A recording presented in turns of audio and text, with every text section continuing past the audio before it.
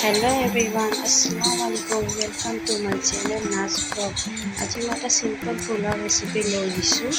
তাৰিখিনি মই জহা চাউলখিনি ল'লোঁ। জহা চাউলখিনি মই ভালদৰে ধুই পেলাই লগতে মই তেজপাত এটা দি দিছোঁ।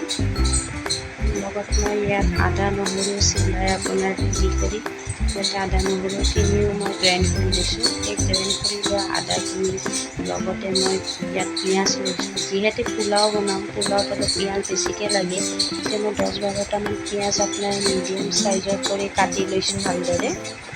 এই কাটি ৰখা পিঁয়াজখিনি মই ৰেডি কৰি দিলোঁ।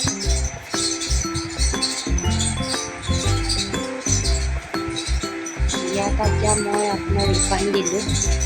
ৰিফাইনখিনি ভালদৰে গৰম হৈ যোৱাৰ পিছত ইয়াতে ইলাইচি, লং, ডালচিনি, যিমান গৰম মছলা আছে, আদা নহৰু তেজপাত যিমান আছে মই ইয়াত দি দিছোঁ। মই ইয়াত শুকান জ্বলাও এড কৰিছোঁ, মোৰ ভাল লাগে কিনে মই দিছোঁ। কাৰোবাৰ ভাল নালাগিলে স্কিপো কৰি দিব পাৰে। এতিয়া মই পোলাওখিনি ভালদৰে ইয়াতে লৰাই পেলাই বহাই দিছোঁ। যেতিয়ালৈকে পোলাওটো ভালদৰে কালাৰ নহয় তেতিয়ালৈকে আপোনালোকে ইয়াতে ভালদৰে লৰাই থাকিব। ভালদৰে যেতিয়ালৈ কালাৰ হৈ যাব,